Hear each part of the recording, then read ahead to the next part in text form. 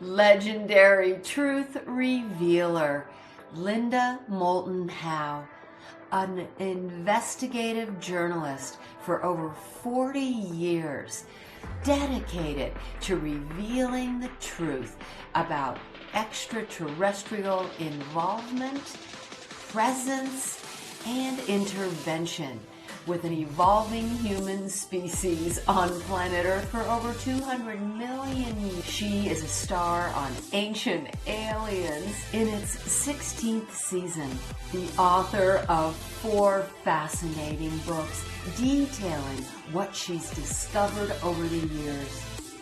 We are so honored that Linda Moulton Howe will be a keynote speaker at our 2024 Sedona Ascension Retreat.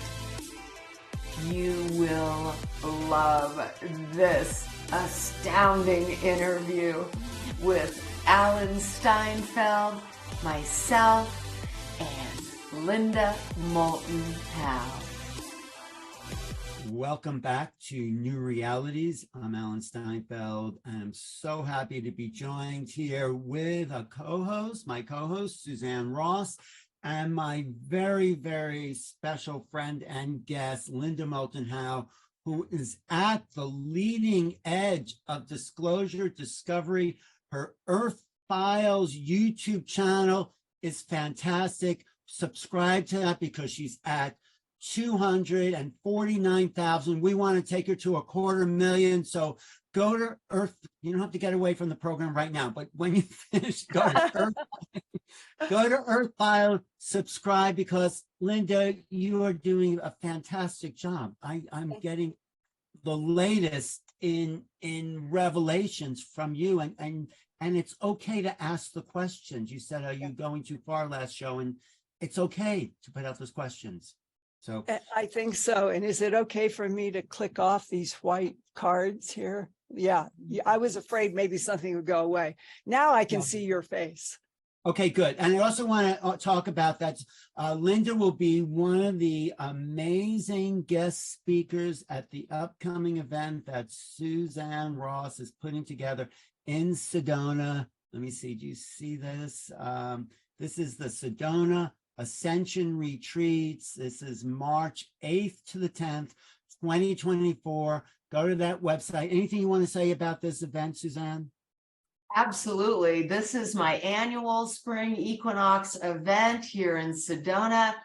And this is actually our 17th event. I do 2 events a year every equinox. And we just keep getting better and better guests, and we just keep getting bigger and bigger. And people just love to talk about consciousness, extraterrestrials, ultra celestials. Sedona is the powerful vortex where we have this conference, and people also, can engage in journeys out on the land and workshops. And so I am just so honored, Linda, that you are going to be, you can tell you're the very first picture on here.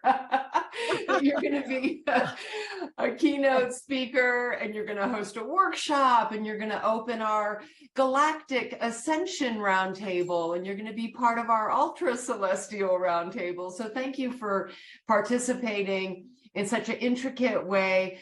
I just have to say, on a personal note, my father, who has passed, he had a missing time experience, and his whole life he was rather obsessed with life in the universe, and he was always pointing up at the sky. He introduced me to Ancient Aliens over 10 years ago, and that's when I was first introduced to you, Linda.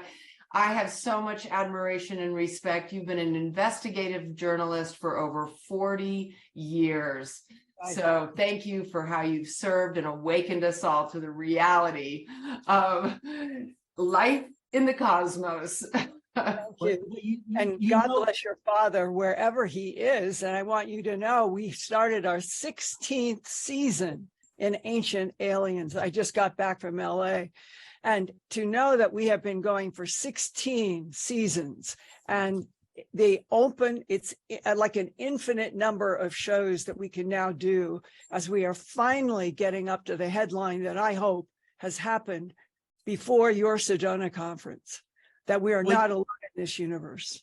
I just want to say the interesting thing about Suzanne's father, I hope you don't mind me saying, it's that she worked at Wright-Patterson Air Force Base in what, the 40s, 50s, and 60s? My father worked at NCR. He was recruited by NCR shortly after his missing time experience. That was Patterson, NCR. Patterson owned National Cash Register. Yeah. And so he worked for Patterson, I would That's say. right. He was recruited by NCR. Then, after I was born in Mount Shasta, we were moved to Dayton, Ohio. And yes, he was involved with Wright-Pat because, yes, NCR was founded by James Patterson. And my father was also involved with German-speaking men who would come to our house and lay out blueprints. And my father spoke German. His mother was German.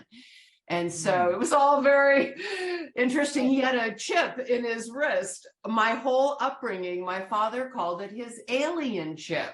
And he would hold it.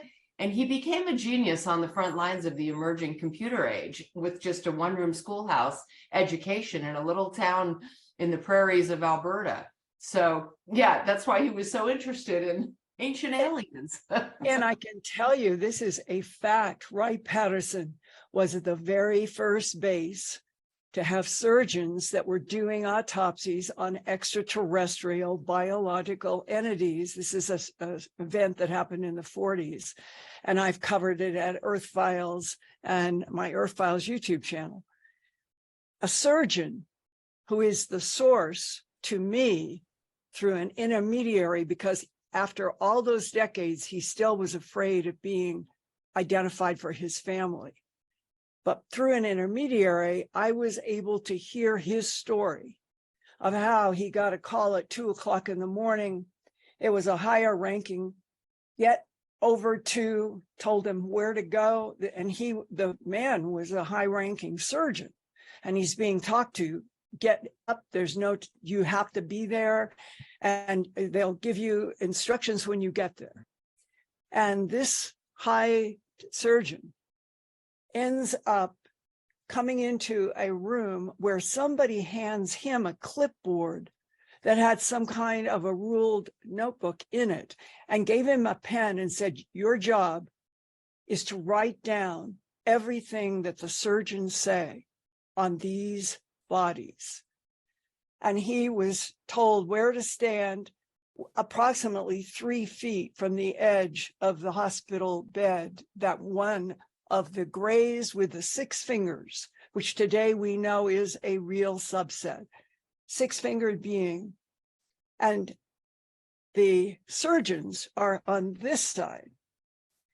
And this man who was ordered to write down everything that the surgeons said, his first notes, they are getting ready for a scalpel cut.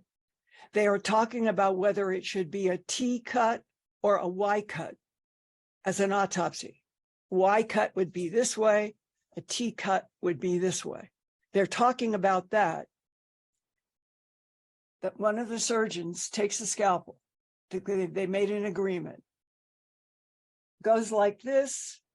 The surgeon's watching, and the arm is doing this. And he said, I can't cut this. This is not skin. That was the first introduction of our government to a completely different biological system, that the leotards that are worn for protection, that was what they encountered in that autopsy at Wright-Patterson. Today, we now hear that the leotards that have the round rings, the tall whites, the grays, all of them, it isn't gray skin on the grays. It's this biological physics, chemistry,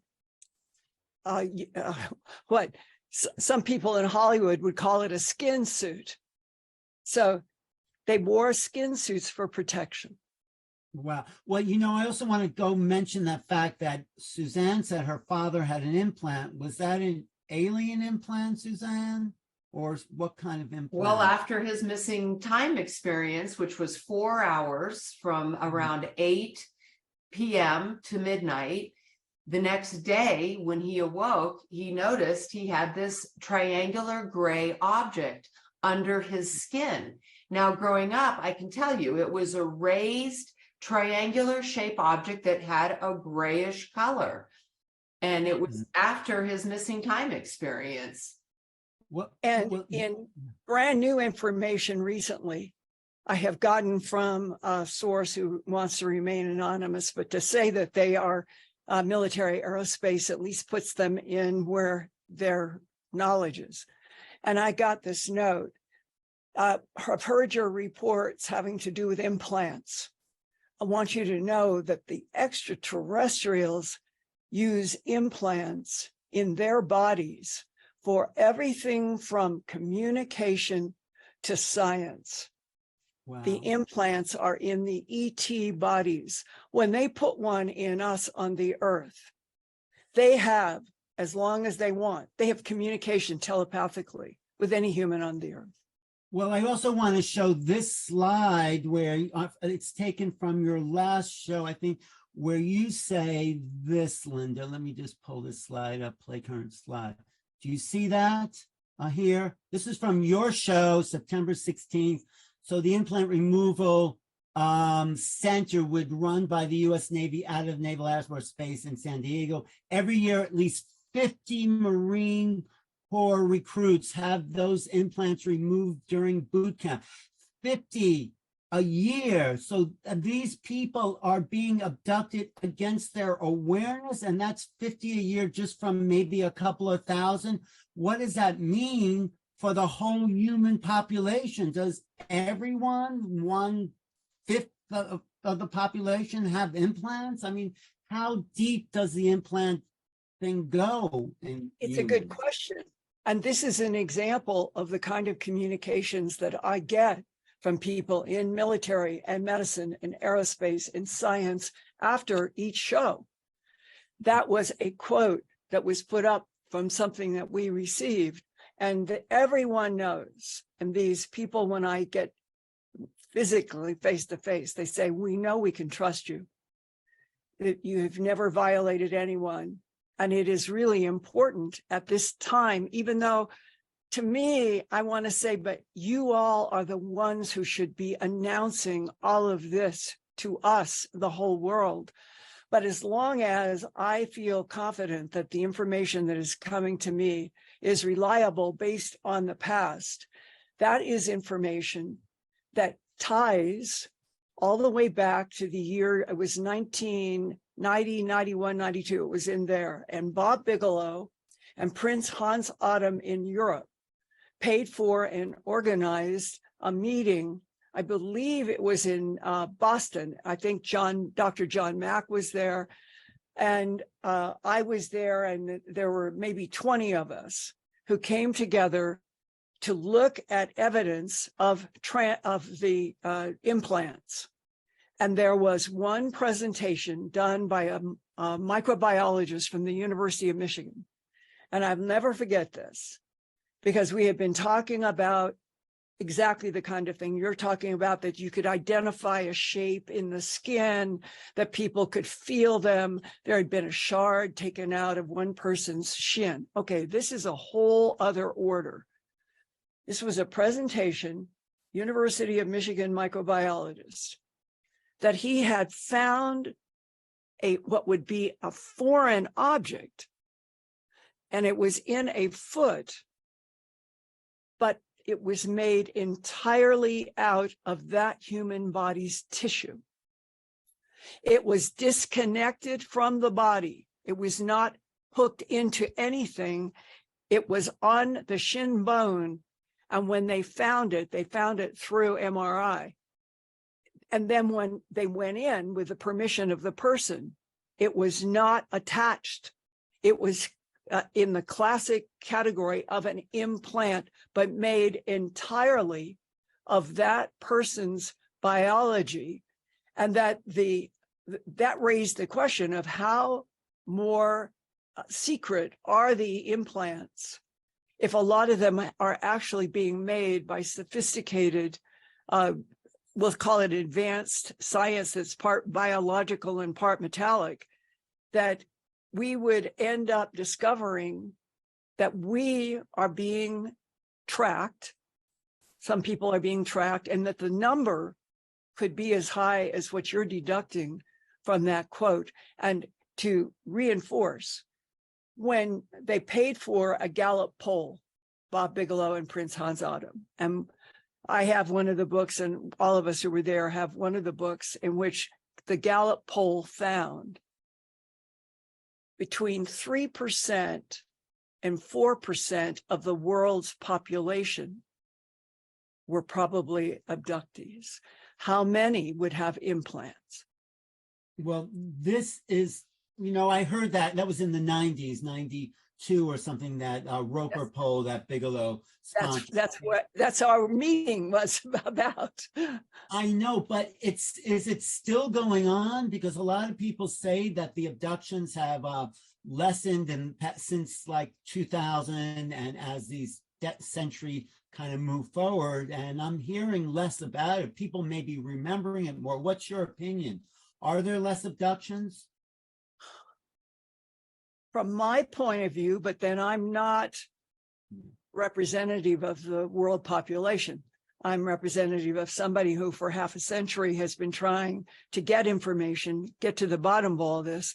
So I would tend to get a lot more reports. And I would say that there is no fall off in the abduction reports that I have gotten last year, the year before, the year or now. For me, it has not been fallen off. It gets more sophisticated. What is happening to people?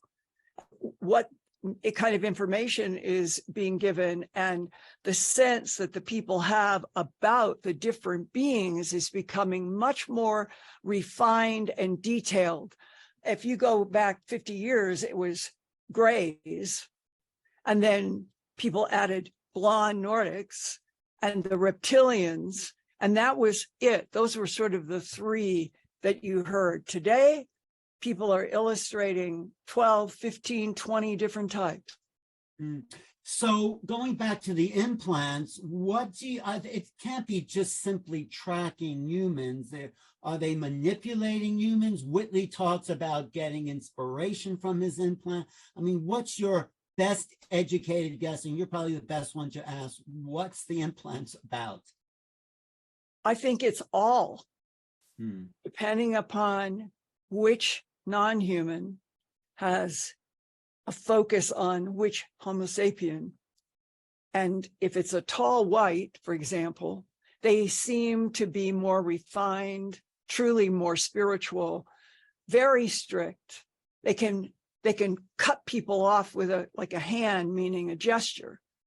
But at the same time, if they have an implant in a human, I would say I have the impression it is not for a nefarious reason. It is for tracking and perhaps even guiding, that there are beings that do care about humanity. Then there are a bunch of others that do not, and that are in competition in many ways and have been for a long time with the surface life. But here's the most important part to every aspect of your question.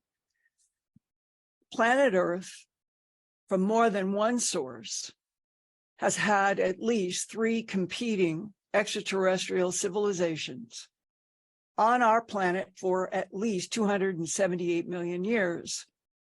Those presences, 3, 4, 5, 6, they don't live on the surface. That's in competition with what they are in competition with, that they're harvesting from, and a whole lot of other things that relate to the relationship between ETs and humans on the surface. Humans have got to understand that extraterrestrial presence on this planet, on the moon, on Mars, and beyond goes underground. The government caught on to that in World War II.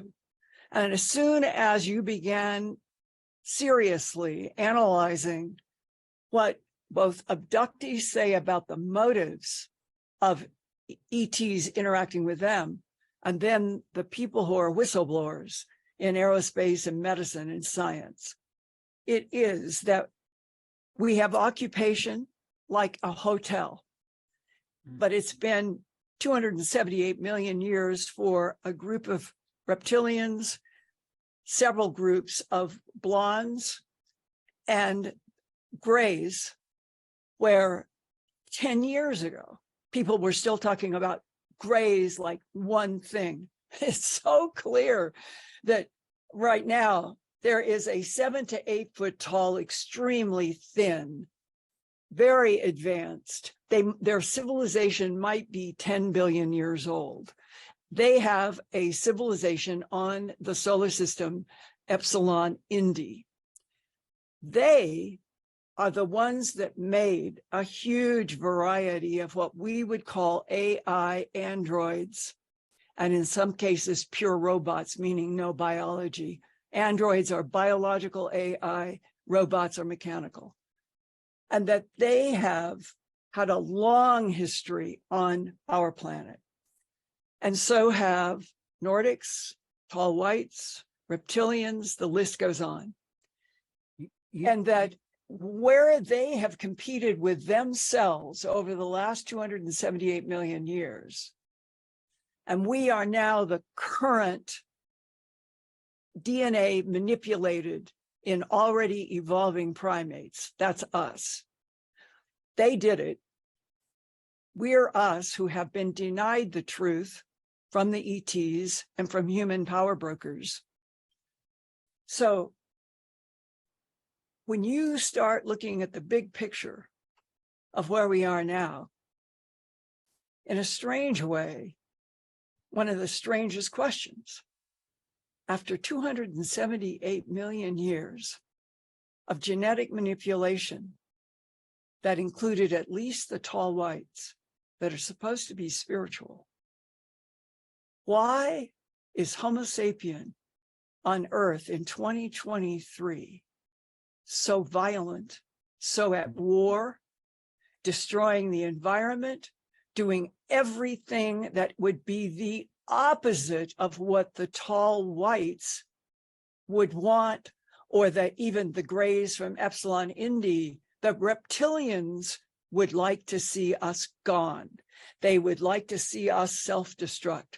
So now the playing field, the landscape of the world that we are in right now, you cannot take the reptilians out as being masterful in terms of manipulating horrors on this planet through humans.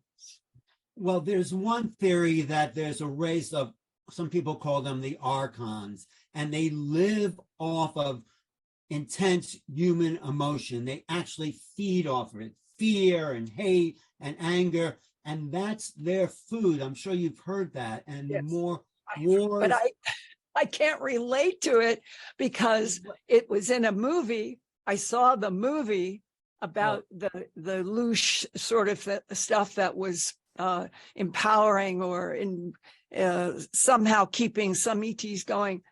But if you went to all of the abductees, and I literally have, it's not an exaggeration, I have interviewed approximately 3,000 people in the abduction syndrome over 44 years.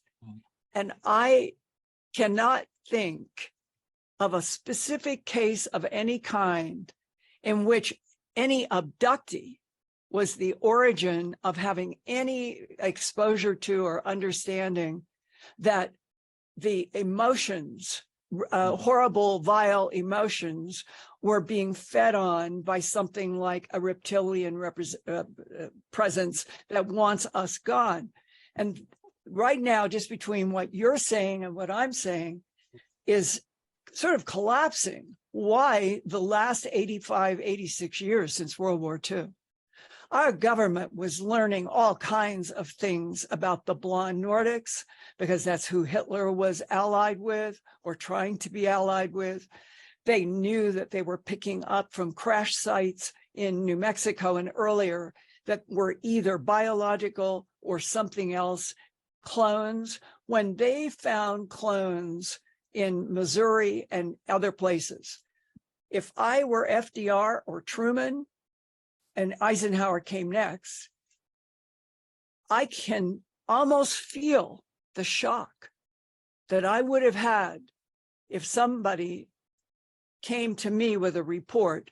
We have just found a UFO crashed in Missouri, and there are 2 beings or 3 beings. We have done some analysis, and they are clones. And that is exactly what was supposed to have been reported in 1941 spring.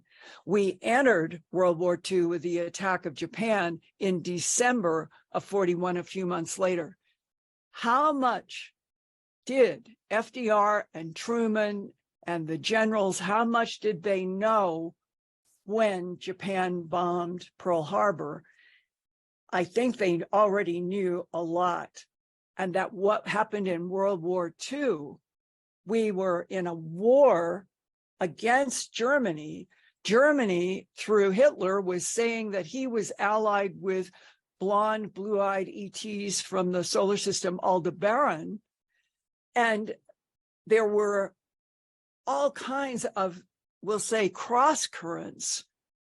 And a lot of the cross currents and the strangeness of the documents coming out of World War II is because our government made a decision with England and Australia and New Zealand and Canada, the Five Eyes. We made an agreement that we were not going to, the we being the royal we of the leaders, that we were not going to inform humanity because there is a release in the National Institute in Archive in England. And it was a letter that was sent in 1986 is the last release of a lot of documents, or 2006. But there was a letter from a scientist about his father doing security for Churchill, Winston Churchill, and that Winston Churchill was in a garden in a building with Dwight D. Eisenhower.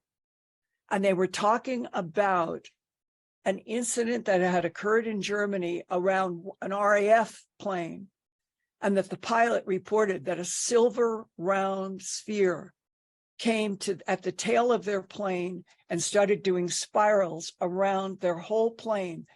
Everybody could see it. The report went back to Winston Churchill, and now the security officer is hearing Winston Churchill say to Dwight D. Eisenhower, then general, who would become president, we must keep this extraterrestrial presence a secret for at least another 50 years, or religions will deteriorate, the stock market will fall. And he gave a list of all the things, and that Eisenhower allegedly agreed. And it was all put in a letter that is now in the National Archives in Great Britain from the National Archive release, which I think was 2006. Well, you know, everything you're saying here, Linda, is so complex. It's so multi-layered, the whole situation. The fact that these competing extraterrestrial races have been here manipulating, controlling humans, implanting them. And I say there's 2 sides to this story. There's the offense, which is the ETs, and there's the defense, which is the Defense Department, you know? So there's offense and defense. And, you know, there's just so much. Well, I want to go into a question I've been thinking about for a while. And this just is a quote from a Rilke letter. And I think it really applies to disclosure. And it says, the tremendous effort only seems to be so great because we overestimate the victory. It's not the victory that is a great thing that we think we have performed, although we're right in our feelings. The great thing is that there was already something that we could put in place of that deception, something true and real. Without that, our victory would only be a moral reaction with any further meaning. As it is now, it has become an epoch. So for me, that means, do you understand? You want to read that again? For me, that means that all this going back and forth for 75 years, this struggle has deepened our resolve and our commitment to the truth, and has helped us and people like you understand the complicated issues that this phenomena involves. Without, if they would have said, yeah, there's aliens, it's fine, we would not have developed the depth of study that you in particular are so much at the source of. Does that make sense, Linda? It does, but Rilke, who wrote these words to a young poet, as it says in the top, yes, what he was referring to is so far removed from my sense of Rilke, of UFOs and ETs and technology that is as fast or faster than the speed of light, that we are able to use Alcubierre warp drive, which in that age, no one would have even had a concept. And now today, I'm becoming at least conversant with some scientists. I have learned enough that I can talk with them. I can ask questions. They talk to me either face to face, very rarely at a conference, or through FedEx or through Proton Mail or some other way. And the very fact that I am beginning to grasp other dimensions. And when you go to other dimensions, I'm not talking poetry. I am not talking the way it would have been used in a book 100 years ago. That the truth is, we are in a multi-dimensional cosmos in which we, on this matter world, in this particular universe, with the rules that affect the subatomic particles here, there is another universe in the dimension, and they say that next door, because the frequencies are all different. And each dimension, the frequencies are different, but there are ETs that can go into any and all of these dimensions, in and out, move through time. That is the reality. And we humans, so far, we are so far away from being able to talk with understanding with each other about other dimensions. And yet the tall whites, if they were allowed, it might be that they would explain the best thing you have, Homo sapiens sapien, that we have contributed to genetic manipulation to create you, are your souls. And you're on a planet that doesn't even know for sure if souls are real. That's the disconnect. Right. If we understood how the physics of 12 dimensions and the physics of souls in all 12 dimensions worked, I don't see how humans after that could ever kill each other. Right. Well, the problem is that, religion has taken the place of a true science of the soul and the science of essence. And so it's been glossed over with dogma, and we never get to the understanding of what incarnation, what the magic of being embodied is really all about. And this is what I like to push for, the sense of what are we really? What is the magic of the human being? And I think this is why some of these ETs are here. And you've said this yourself, to discover what makes us human. What is the soul? And maybe they are wanting to create that. Although I do think in the genetic manipulations, they are taking essences of us, like, when they do heart transplants or liver transplants, the recipient takes on some of the essence of the donor. And I think they are taking on some of the essence with the genetic manipulations from human beings. Do you agree with that? These ETs, when they create the hybrids, they're being ensouled with our genetic lineages. I'm not so sure that they're being ensouled with us, but I think that it is very clear that we are a difficult people. Hmm. That when you go back to Enlil and Enki and Samaria and Anunnaki and the words that have been translated from limestone, humans were too noisy. They were created by Enlil and Enki to help build things, all of the kind of old traditional sense that we've had of our old human selves. But the truth, the deeper truth, when you read some of the books that have really gone into immense detail into the Anunnaki translations, is that they were not what I would call spiritual bodies that I would feel respect for. Enlil and Enki and the whole group, they fought a lot and they fought with each other, which has always raised for me an interesting question. When did the tall whites come into the situation on a timeline? The Anunnaki, I think, were earlier.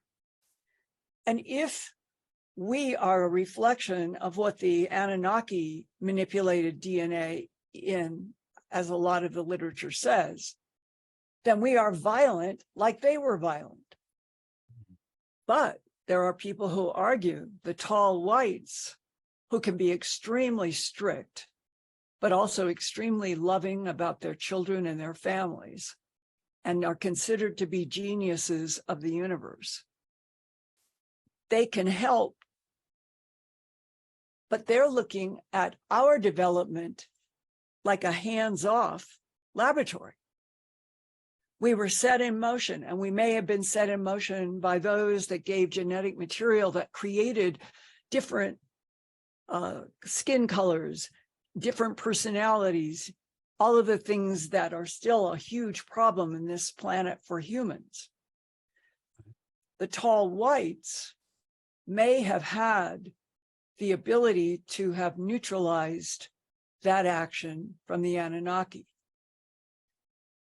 So why have humans ended up fighting and killing each other over race, over sex, over political interpretations? It's like we are something extraordinary. I feel an agape love for my fellow man when I think about humanity and what people go through and what most of everybody does for their offspring. All the things that the tall white have indicated that that is what they wanted to see. So what is the energy, the pressure, the force that keeps coming on this planet century after century, in which humans end up killing themselves in wars that are in the long run so insane? Are the tall whites just watching? Are the grays just watching? Are the reptilians the only ones that are manipulating force because they want Earth without humans on it, as it's been said to me?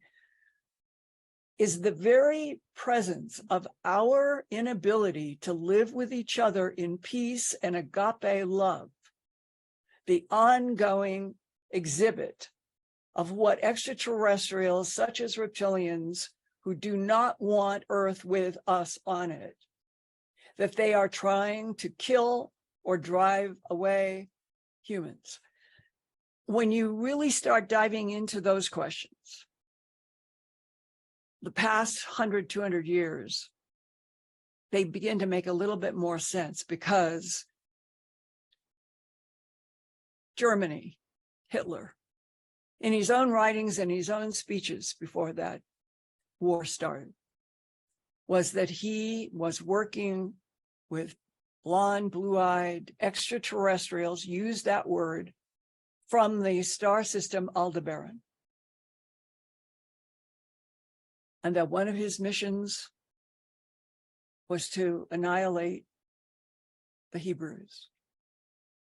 And that in that discussion between Hitler and the alleged Aldebaran extraterrestrials was the concept and idea that the Hebrews were from the old Garden of Eden reptiles.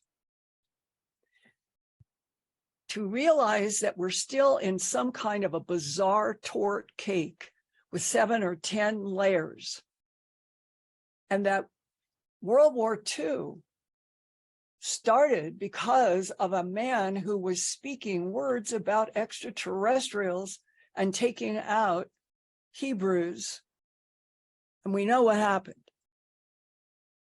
So where does human evolution, natural human evolution, once DNA was manipulated, where does it stop and start?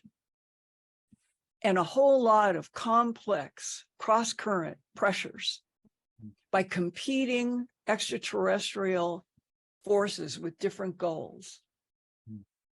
Where are we today really in 2023, soon to be 2024? Well, is there? Can I ask a quick question, Alan?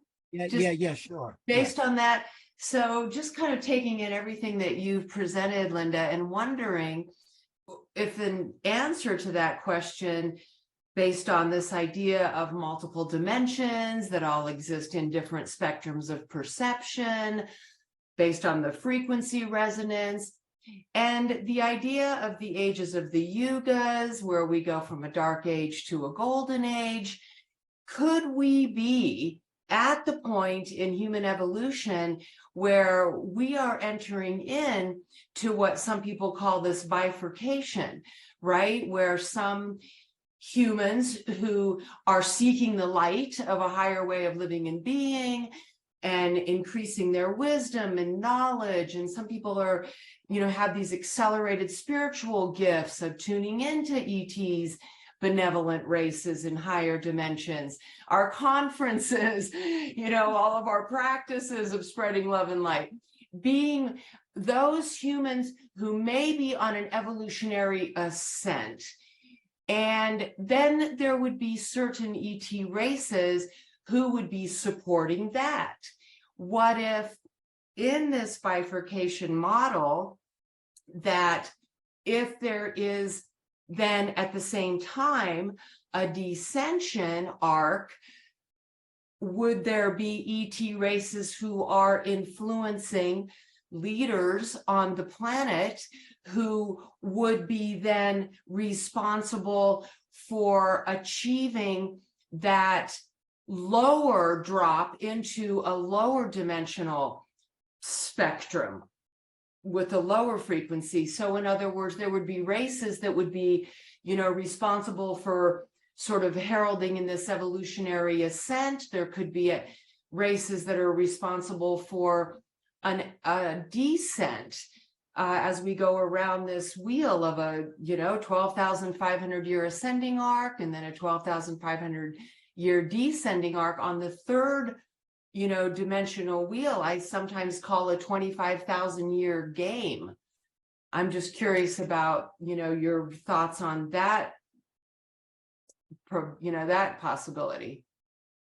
My worry right now, as we are speaking on October 14th, 2023, we have a horrible conflict that is now going on in Israel and Gaza, land that goes back and is echoed for thousands of years of people fighting.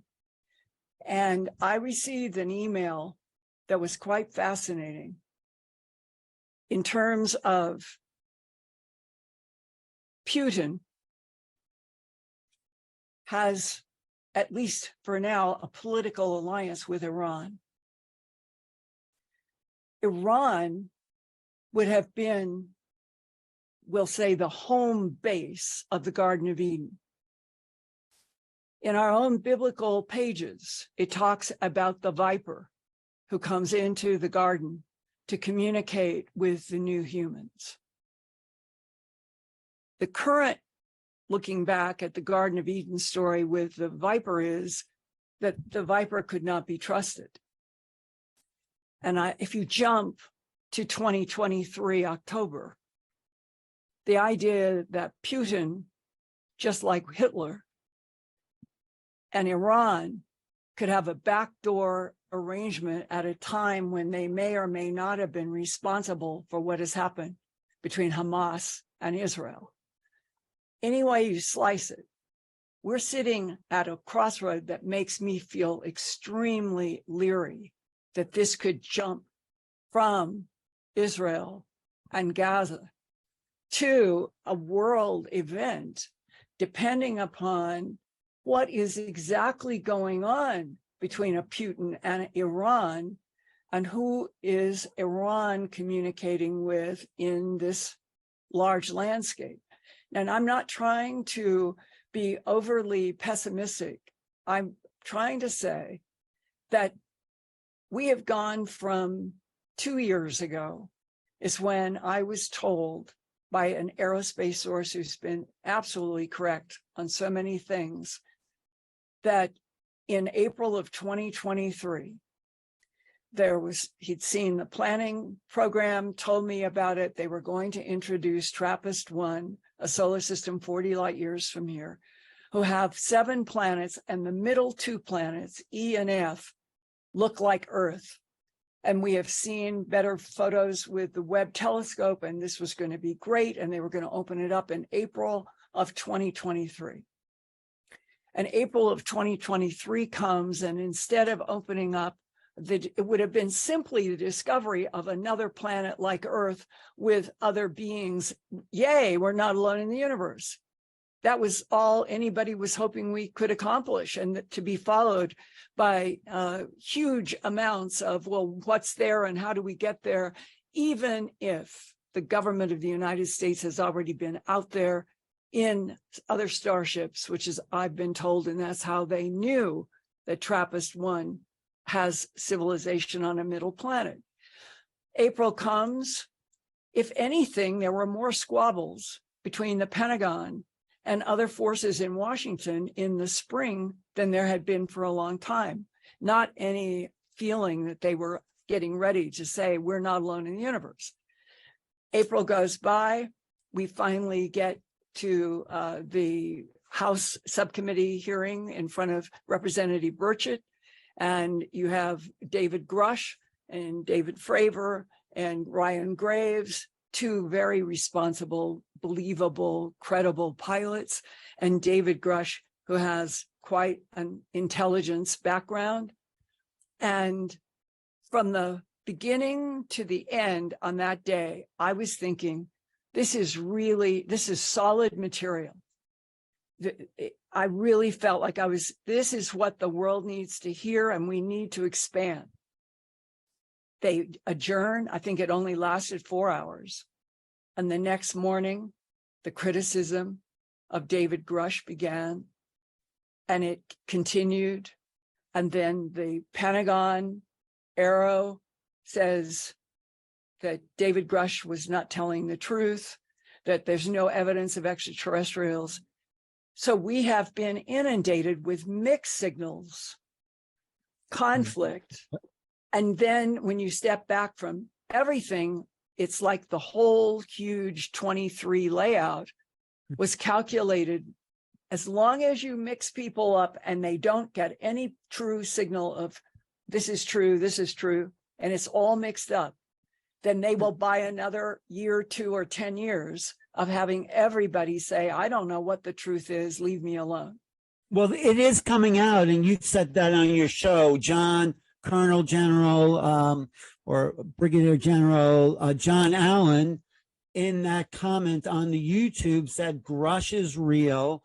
Yeah. It's for sure. And there's more information coming. Actually, I have a little clip of Grush talking about what is coming up in the next year. I'm going to just play that for you, okay? Because I hope he prevails. I hope he does. But well, why it seems it will. First, a little visit from our old friend Lou Elizondo, right? Hi, Lou.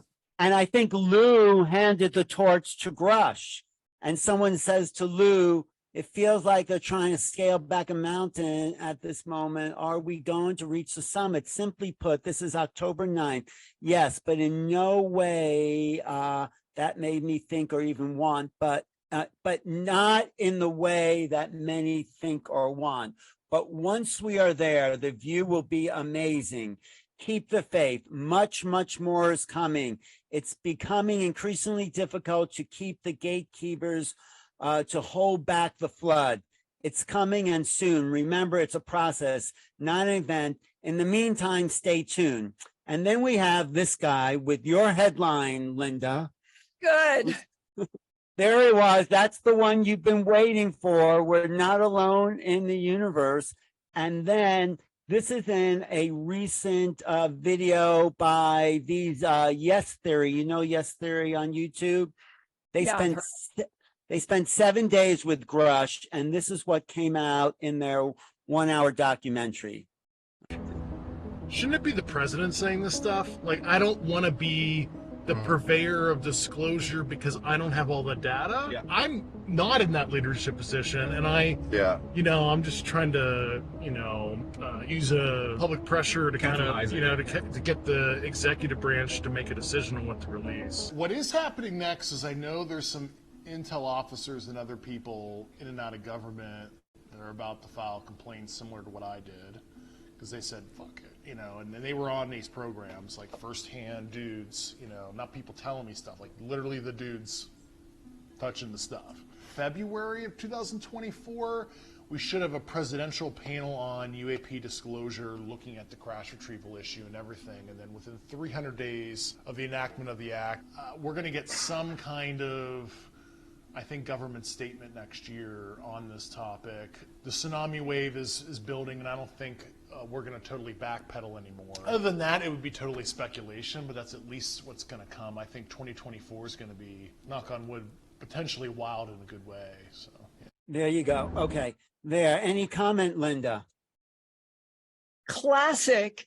We're lying. The government is lying. They're trying to keep the truth from having to be told, but we're going to have these little bits of things. And it is frustrating because some of those people, like David Grush and Lou Elizondo, know there are extraterrestrial biological entities alive and dead on this planet and in other parts of the solar system and beyond. And it is as if we're watching sort of like, okay, now how do we do another program that will get out some facts, ABC, but we don't want anybody to have enough information that they can go to Congress or go to somebody and say, let's do a public hearing and tell the whole truth. It's go stop. It's sort of government by contradiction. And that's the part that to me is so dishonest. They all know the truth. The ones that are saying there's no evidence, they're lying.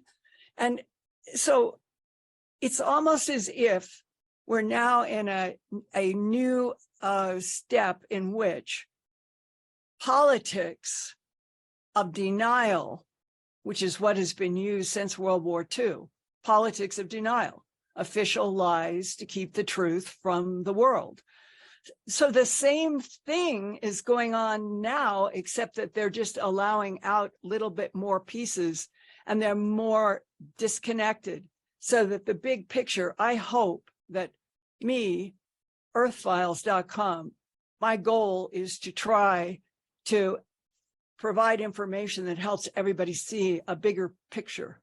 And that's what we need, not pretending, not buying time with a subcommittee for a little tiny piece here and a little tiny piece there. When that headline, "We are not alone in the universe," is not on a black and white card at a podcast, when it is the headline of the New York Times and all of the major newspapers and TV, that's when the next Earth begins. Right. So taking in what Susan said and all the background about wars and the awful situations humans have found themselves in for 2,000, 5,000 years. And you talk about the power brokers behind the scenes. Now, if we could somehow expose them, do you have any idea who they are? And if we could expose them, which I think the Schumer Amendment is trying to do, even though it's it seems like just another false start. How do we get to the source? How do we get to those that are controlling and manipulating humanity, maybe at the assistance of some alien race or not, but they are closer to being exposed now than ever. So I think there is some hope. What do you make? Who are these people and how do we expose them? False starts. You said it, false starts over and over again. Because when you have false starts, when you have a mixture of lies and truths, you dilute everybody's ability and interest because they say, well, what is the truth? And that's where so many people are now because of the way this has been, from my point of view, mishandled, but probably handled exactly the way that the power brokers wanted it to be handled. So there wasn't a growing consensus that what the government of the United States and its allies since World War II know about extraterrestrial biological entities and their artificial intelligence everywhere, here, beyond. Why can't everything be told to the whole planet? Right. That is, to me, truth matters. And when you have these sort of petty, fighting, calculated skirmishes between Arrow in the Pentagon and Grush and the House subcommittee, you've got people who are all working in the same bubble in Washington, and they're pitted against each other. And as soon as that happens, it's what Philip J. Corso said happened during the Eisenhower years, internecine warfare. Internecine warfare means that the American taxpayer, voter, citizen says, well, what is the truth? That's exactly where they want it. And that's what's so aggravating, because the truth is that we have extraterrestrial biological entities living in this planet. They have been here for millions of years. This species, Homo sapiens sapien, technically is only 45,000 years old in the crossfade with Neanderthalensis. We are the baby. But there is something about Homo sapien that I think is extraordinary. And that I think it does relate to the power of the human soul, and that the soul's recycling through infinity. It isn't a poem. It isn't like a Valentine. We're talking about the real guts of why humans in the third dimension would have this much interest from other beings. And that if we knew the whole big picture of the evolution of an information gathering soul that can go dimension after dimension after dimension, survive infinitely, wouldn't we look at each other differently? Some of the non-humans look at us as if we are a miracle, and maybe we are, but something else wants us out of Earth. And I think that is the reptilians. And so when we ask all these questions, and why all of the static from all of these conflicting points of view, allegedly, in the city of Washington that should represent the truth, and it isn't, that's why I feel betrayed in many ways. That we are at such a pivotal point. We're ready to go to Mars. Do we want to set human bases on Mars that fight each other like they do on Earth? Oh, God, I hope not. And all of this here in the fall, I have another communication, and this one is even stronger, that in 2024 likely, but it could be 2025 at the utmost. Linda, this is the note that came to me. Linda, you will see the headline that you have wanted to see for the last half century. We are not alone in this universe. But you're saying that's just the start of it. I mean, yes, that's just another, I mean, yeah, it's a great milestone in human history, but you're saying, I mean, Grush came out, he said it, other people have said it, and yet we still won't get, okay, we're not alone in the universe is where we start. But what you're giving us and people listening is an education of where that should go. That's just, okay, that's the first truth. And then we have to roll out the bodies and the ships. It's that I have never wanted that headline to come out at the same time that there was internecine warfare, meaning that the way that they have controlled for 86 years since World War II has been people who would come out and say there is absolutely no truth to X, Y, and Z. And somebody else would come out in Washington and say, well, there is. And as soon as the climate of what can you believe? Len Stringfield used to say that, shaking his arms. Linda, we know there are ETs and there are craft, but the way the government handles it, nobody knows what the truth is. And so everybody walks away. And that's the part that profoundly bothers me. I feel like we are owed the truth. Even if we don't see like the physical manifestation of these alien races, Linda, do you believe that there are certain races which are benevolent, that are trying to have a positive influence on humanity's evolution, and that then there are, say, draconian races that are having a negative influence on certain groups that are malevolent in nature and causing these wars, and maybe behind the power brokers and the greed and the trying to, take land and trying to incite, all of this global warfare, hatred, separation? Yes, and it's what I was talking about earlier when I was saying the reptiles in the Garden of Eden. That was deception, and now we're living in a planet where the entire political system, good, bad, neutral, whatever, manipulation of public, whatever the public hears, whatever they think. We see it now in all of the political elections and fights. Nobody is asking for truth. It's how much money can you pay this person to get me 100,000 more votes? All of the priorities in politics seem to be upside down and backwards.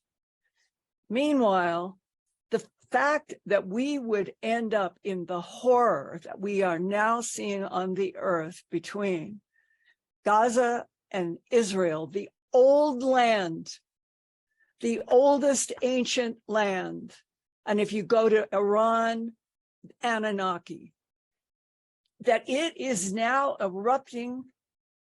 And when I heard that headline that every reporter was trying to see if they could confirm, and that's why they would never say it was definite, but now I think it probably is. I happened to turn on news when one of the reporters said, and we have a report of 40 babies beheaded. And I instantly felt like I wanted to vomit. I had a physical reaction of wanting to vomit. And the idea that there could be any subgroup of Homo sapiens sapien that would do that, even if it's a war that would do that, from my point of view, that's not a human with a soul. Yeah. That is something else completely unrecognizable. And if that is the heart of the reptilians that have been from the Garden of Eden literature, carved in sandstone, a group that wants Earth but does not want humans to be the ones running the garden. They want to be the ones running the garden. all of this is just to say, and Alan, dear Alan, my dear, dear friend, we have had so many discussions, and I know that you always, always want to bring to bear the love and the light and the depth. I know that. And I think if you boil down everything I've been trying to say, it is, by now, in 2023, the fact that we have not been introduced to the huge truth, we're not alone in the universe, that there are many, many, many hundreds, thousands of civilizations, and that there are power brokers, no matter what the bloodline, reptilian, tall white, they are power brokers in control of Earth at the very moment where truth, the whole truth, told to this planet in April, may have changed and averted what is happening in Israel and Gaza. So that, to me, is as if we are discussing, on the one hand, you and I, and a lot of us have been exposed to what I think are real truths. But the only way that real truth is going to prevail on planet Earth is when the leaders, respected or not, all agree to post headlines and start introducing. They have to physically introduce the non-humans. And remember when Ham Eshett in Israel, who wrote that very fascinating book a couple of years ago, when he was asked, if you're saying that there are ETs, that he was asked bluntly by a reporter, you say that there are ETs, why aren't they here? And he said, their timetable is not controlled by us humans. We want the truth, but they are the ones that are going to control when they're introduced. And if the answer to why then would the ETs not be willing to be introduced? You come back to the whole huge enchilada of the Garden of Eden, biblical metaphor or other, that humans, for 278 million years of evolution through genetic manipulation, and then 45,000 years as the species we are from Neanderthal, we've always been sort of gamed. Nobody was telling us that tall whites, grays, reptilians, blues were manipulating DNA and already evolving primates to create Homo sapien. We have an overlay that a lot of people in the Pentagons think that is why we can never open it up, that God and Christ and the avatars of history and religion, that it'll all be destroyed by saying that there's other life in the universe. And my reaction to that has always been the same as when I read that Churchill said to Eisenhower, never can be told for 50 years because religions will fall apart and the stock market will go down. It's the same thing that I would expect that the Pope in Italy would say. Ladies, gentlemen, children everywhere, to find other intelligences in this universe, it reinforces, it makes greater the thought that dwells in the light, in the divine fields, and that we humans need to know what it is like to learn truly in collaboration with the thought that dwells in the light, that we are one particular intelligence in one particular dimension, and that the universe itself is unbelievably exciting and powerful if we were told the truth. And here we are, waiting. We are still being manipulated. It is still, Alan, reality is classified. until they open up everything. Well, I love your passion, Linda. You need to be out there and talking. And I'm glad you're coming to Sedona and reaching the world on your YouTube channel. But, you know, I think it goes back to the human being. We are powerful. Our thoughts can intend frequencies of higher consciousness. We can come together and change the world and maybe stop wars. I mean, if enough of us did come together, we are that powerful. We've been dumbed down, like you've said, and we don't know who we are. So if we could rise to the occasion of empowering ourselves and each other with the truth, by demanding the truth of who we are as divine beings, as beings that have the light in us, the eternal light of divinity in us, and make an intention to come together to change reality. I think that could be a start. And then in that case, it doesn't matter if there's aliens or not. Humans will take back control of our own destiny. I mean, that's my utopian vision of what could be possible and maybe we have to be pushed to the point of almost destruction for people to rise up together and say, okay, enough. This is enough.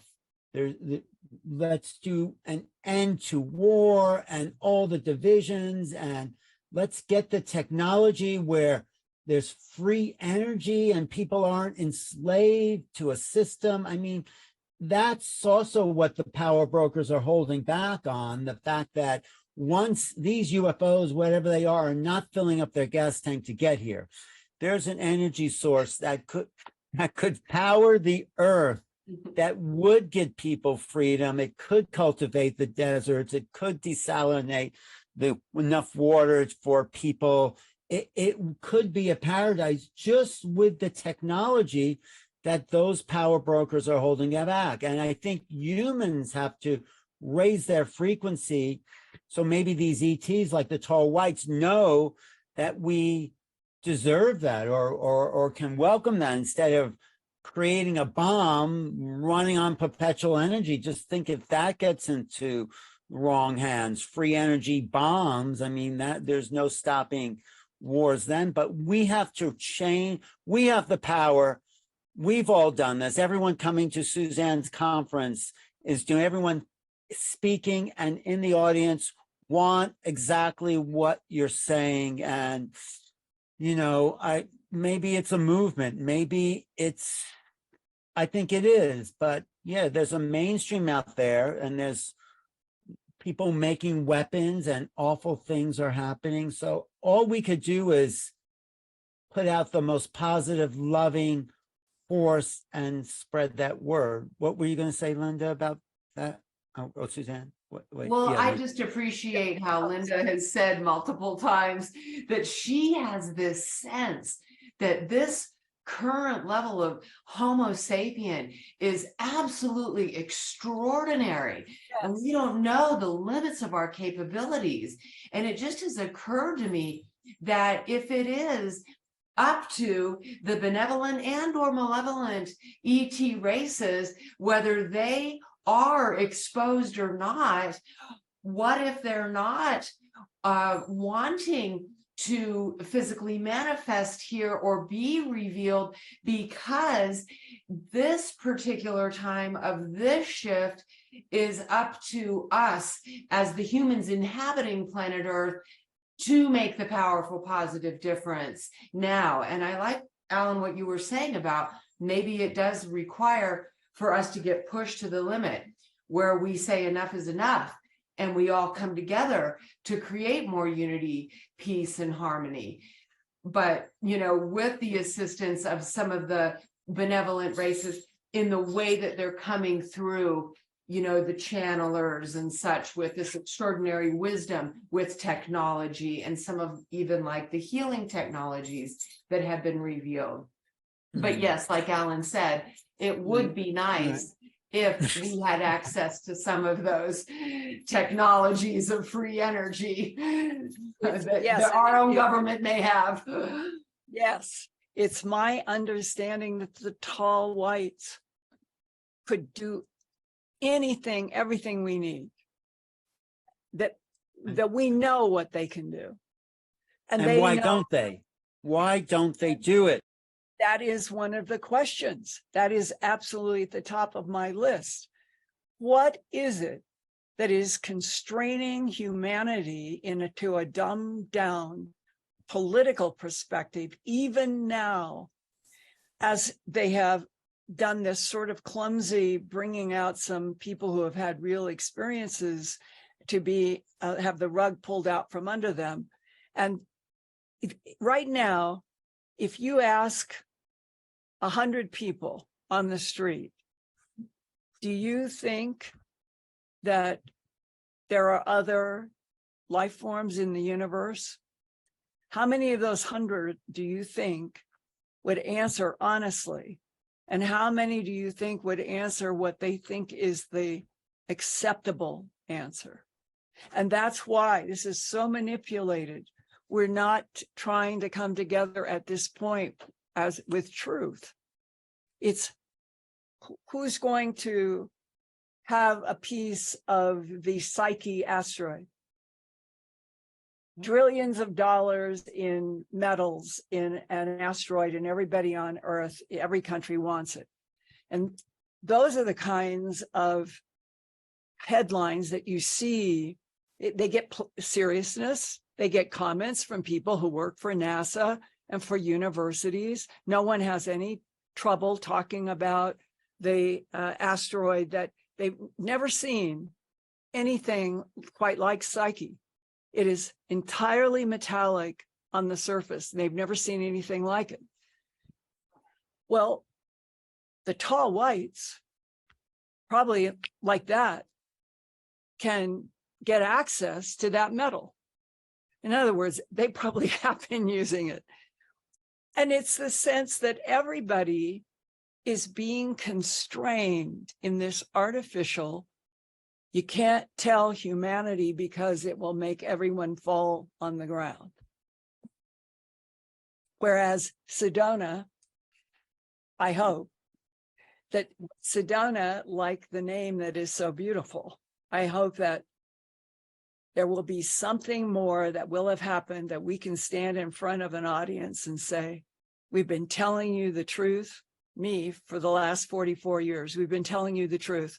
And now it's going to start breaking open. That's what I would like to be able to announce. Well, let me go back to Grush a little bit here. I have a couple of other things that I picked out. This was, where is that? From the hearing. This is from the Senate, July 26th hearing. That's yeah. Do you see it now? Here we go. Something I can't discuss in a public setting. Okay, I can't ask when you think this occurred. Wait, if you believe we have crashed craft, stated earlier, do we have the bodies of the pilots who piloted this craft? As I've stated publicly already in my News Nation interview, biologics came with some of these recoveries. Yeah. Were they, I guess, human or non-human biologics? Non-human, and that was the assessment of people with direct knowledge on the program I talked to that are currently still on the program. Yeah, so it goes from here to this little comment. Yeah, I mean, it is a mind-blowing side of it, right? It's a little easy to imagine, an artifact. I'm sorry. Yeah, I mean, it is a mind-blowing side of it, right? It's a little easy to imagine, an artifact or whatever, but when you start talking about, the biological side of it, it really throws you for a loop psychologically. It did for me, and, I talked to the people that, were on that aspect of the program, if you will, and I mean, it comes with the territory. I mean, buckle up, I guess. It's a thing. Were they alive? Were they dead? I don't want to get into specifics. Okay. Yeah, I know a lot of that stuff. Out of curiosity, why are you allowed to say that NHI pilots came out of the craft, but you can't go Well, more into that's all I detail. put in the pre-publication stuff that Okay. got approved. I mean, Got it. I could go back and ask for more. Okay. Any specific barriers. knowledge I garnered when I was on the other side of the door, Yeah. if I want to talk about that publicly, everybody who has had a job like I have has to submit it to a thing called DOPSR at the Pentagon, DoD Pre-Publication and Security Review. You know, even if it's about You this. know about that, right, Linda Dobser? Yes, and it's making my point yet again. We have all these acronyms, all of these rules to make sure that the public doesn't hear anything that is actually true. And the fact that he can say, well, there were biologicals, but that he can't say they were grays, whites, blues, reptilians, whatever. It's like playing some kind of strange game. We're not at all in the presence of a government or a world that wants to tell the truth to a population that has been lied to for millennia. Well, he tries to get around it. Listen to the rest of this. Stuff. Like, I know it sounds insane, but like, you literally have to say, like, this is what I want to talk about. Why do you think they approved it? Catch-22, because so they'd have to self-identify and highlight their concerns to redact. So the office who would propose a redaction, say it's a 3-letter agency or whatever, so they would have to self-acknowledge. So I think when I submitted that, they had a choice, right? Either we try to sequester Dave's ability to speak publicly and try to tell him no, but then we have to give him a reason and tell him what organization said no. If it got redacted like that and it cited what organization and what security reason it is, I would just publish that. And then the public can make its own interpretation why, the U.S. government's withholding information about that kind of thing and wanted to sequester my speech. You were also honest in the hearing and definitively said you hadn't seen the bodies. Is that Not right? personally, no. Not personally. No. So No. it's just people who very high trust. You had sort of, a lot of intersection with career-wise with them, But they have. The people that Yeah. I interviewed have, Yeah. and they were some of the people that were interviewed by the Inspector General, because that was the thing is like, people were like, oh, hearsay, whatever. Okay, I understand secondhand. I literally brought the people firsthand to the authorities. I'm just here as the meeting monkey or the unifier, trying to bring everybody together and bring the people who do have that knowledge to the right people. Which So, feels yeah. also that this were the perfect set of circumstances for you to be the one that blows the whistle, because first-hand knowledge would have put you in a completely different category of being able to disclose this stuff, right? If I became subject of a non-disclosure agreement by becoming a first-hand guy, actually would have hindered me, and I would have never been able to do this. I think about some stuff I was denied access to. And thank God And you if I are, right? signed that non-disclosure agreement, I would have absolutely not been Wow. able to go public with Yeah. this. Then you were like, I would have been trapped. fascinating. So it's actually weird that my lack of that, but knowing the people that do, though, and I brought those people to the IG, is the only way I was able to get. So the actual reprisal stuff and the access denial stuff actually enhanced my ability to operate. But I will tell you, I've talked to these people in the program. They are just so afraid because the way it was enforced over the years, the threatening nature of some of their indoctrinations where they're like, this is treason, you're going to Leavenworth if you ever tell anybody not in the program. And oh, by the way, what's the penalty for treason? Oh, right, execution, right? And the quality of people we talk to, if they ever go public, it'll blow your mind who we talk to. I mean, we're talking to some serious players that were confirmed by the Senate, years ago that we talked to, and I'll just leave it at that. I mean, I hope that they eventually go public. I understand the reputational hazards, their hazards to their legacy. They might have a slightly different thought process than me about protecting the information and what should be acknowledged. But I think if they want to do the right thing before they kind of sunset, in their lives, I think this would be a noble thing to do if they're watching right now and, they know who they are and it'd be great. Anyway, he kind of spills a lot of the beans there, but it's such a complex legal problem. And the treason really is against humanity. It's not, I mean, Alan, Yeah. What you just played is like a completely new language. The language of politics in Earth 2023, when the last thing you want to utter is anything that is honest, anything that is truthful, that everything is reduced to acronyms, letters, numbers, and treason and serious punishment. Why is not Rush? Why is no one standing up and saying, ladies and gentlemen, we're talking about other life in this universe. Why should this not be public knowledge to every child and adult on planet Earth? Yeah. Why has this arcane language with treason as a punishment, or that you would be subject to the laws of treason if you would tell the truth, that we are not alone in this universe, and that Grush and others have seen bodies. Lots of people have seen bodies. People who haven't even been in the military, and they are afraid for their lives if they have seen a body in a crash out in a field. This is crazy. That's my feeling. It's crazy. Who are those people threatening Grush and them? Do you know names? I mean, why aren't those names brought in front of Congress and saying, this is General whatever, and he's been suppressing the truth for 50 years, and he got that suppression from a general before him? Why can't people name names and just come right out? And that would not be treason. That would be heroic, wouldn't it? Yes, and I think that if my dear friend Jim Marrs were here today, he would say immediately that the book that he wrote that was turned into a brilliant Hollywood movie is that JFK was assassinated under the order of the CIA director Dulles, because Kennedy wanted to work with the Russians on building a base on the moon.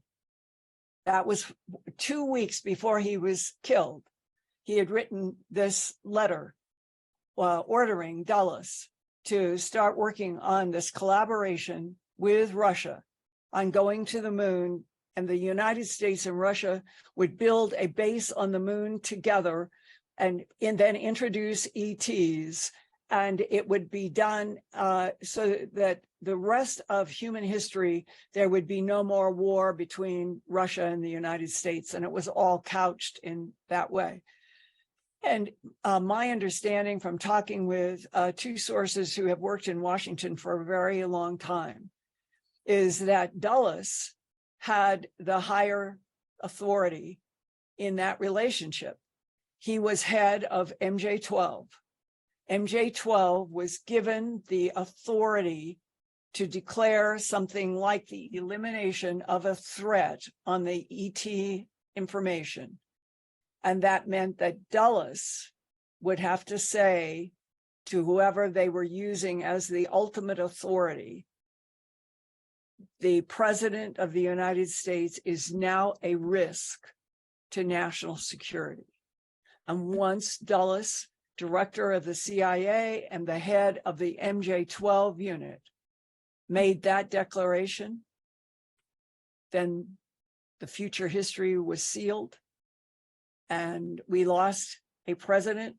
And Jim Marrs, Jim's work, his investigative work on the JFK assassination is some of the best ever done. And he was able to track down a person who knew that when Kennedy went into that hospital, they were already waiting. People already knew that there was going to be an emergency coming into that hospital. And Jim had a statement, and I believe it was dated and signed. I don't think he put the name of the person in the book, and it was, they had another brain in cold ice that was waiting to be substituted so they could take the photographs that would show a bullet here when the kill shot was from the front, from the grassy knoll, the famous grassy knoll. As Jim would sit here with energy and tell you the truth. I sit here with energy, frustrated that we keep having discussions as if there still is the possibility that there are no ETs. That's crazy. That's insane. We're in the politics of the insane. Grush would not be talking about treason, dying in treason for knowing and having knowledge about technology and knowledge about UFOs and ETs. He has that information because that is the reality. And that is crazy. But if the thing that is the fester that keeps it all going are things like the assassination of John F. Kennedy, who wanted the world to know the truth, is how many of those events occurred that we don't know anything about either, in order to keep this phony reality. Reality is classified. And that, Alan, from here to Sedona and beyond, that has to change. We can't keep going on in the rest of this century as a species made by other extraterrestrials on planet Earth and never introduced to all of the wonder that is out there. This is truly insane. Well, I agree. So maybe let's come up with some solutions. Let's make the Sedona conference one based on solutions, maybe, and, you know, somehow a new formation of humanity coming together or asking the deeper questions. I mean, I was going to show this quote from Lou Elizondo, but he's also still on the other side, worried about treason, worried about those things. But maybe I'll just show it anyway, because it's worth sort of recapping the hope that maybe there is some possibilities of, okay, this is just from the 13th. This is Elizondo's Twitter. Wait, no, that's Shouldn't not it be the president's? no, here.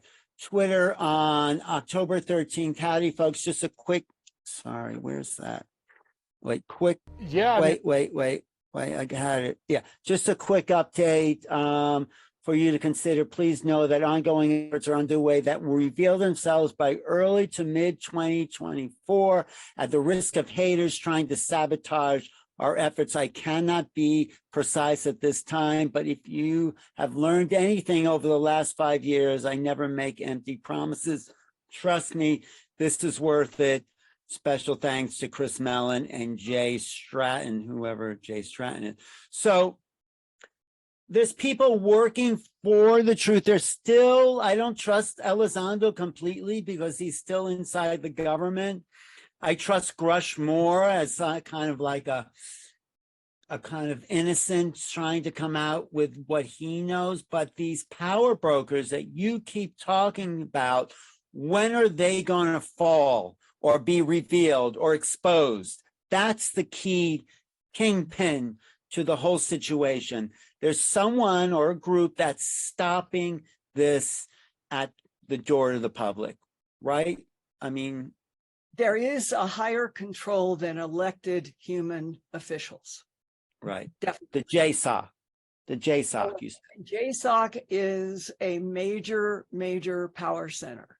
That's the Joint Command Operation, a Joint Special Operations Command, and they have tremendous power, and they've been given charters that have to do with just rules.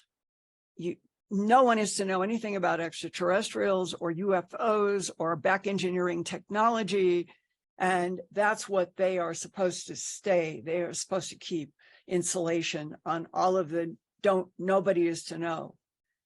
And that's the part that has to change. We can't keep insulating lies and policies of denial from access by the human family. That just perpetuates that we're on a planet that is schizophrenic. but your source, your inside guy, no, he's on both sides. I mean, why doesn't he come out and say, guess what?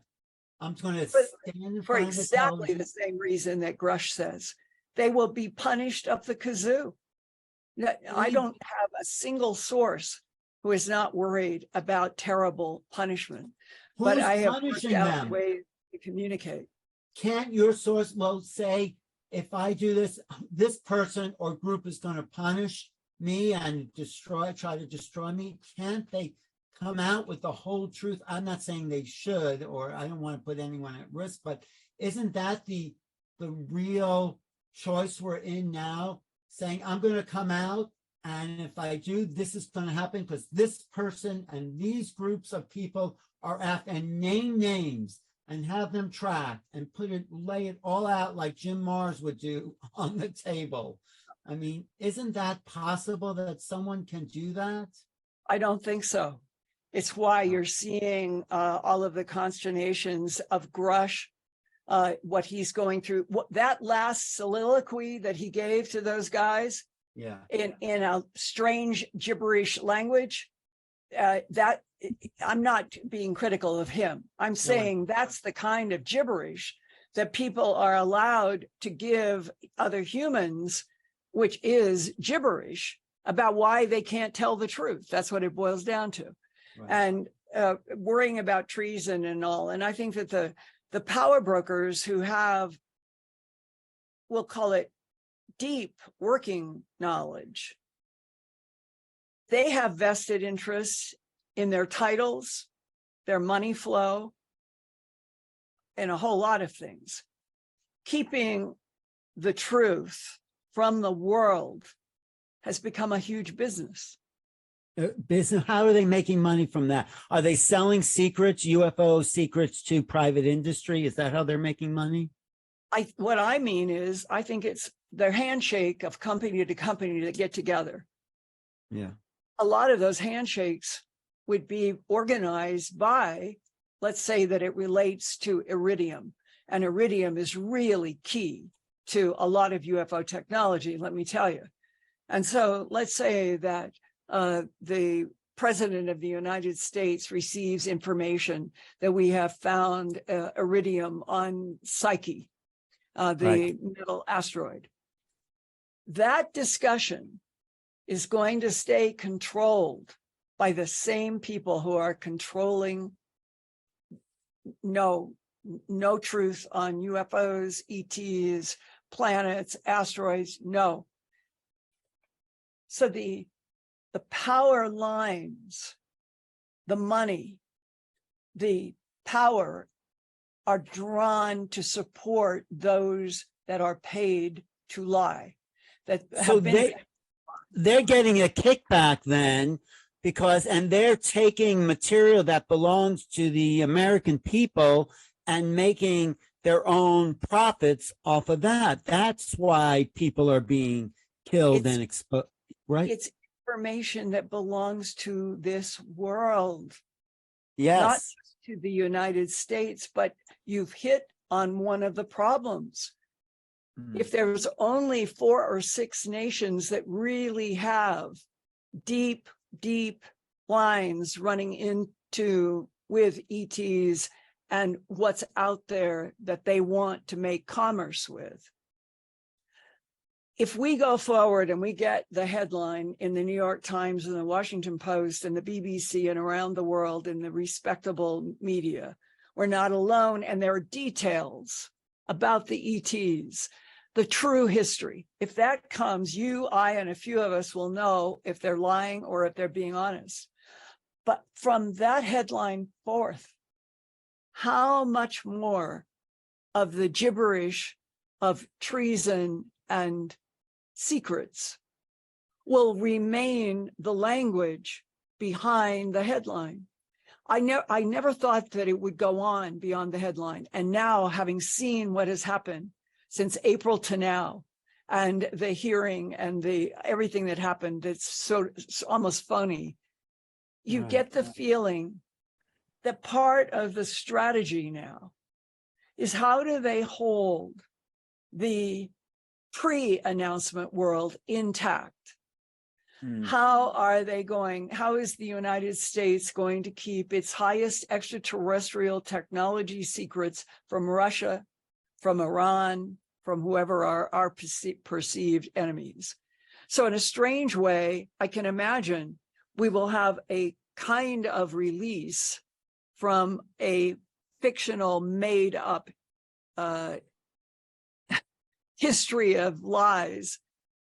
And we will start getting more from the web and from Hubble. And there will be, instead of all of these kind of tantalizing headlines, oh, this is a planet and it may have water and it may have carbon, like they're getting us set up to start reporting life. Well, run your mind through,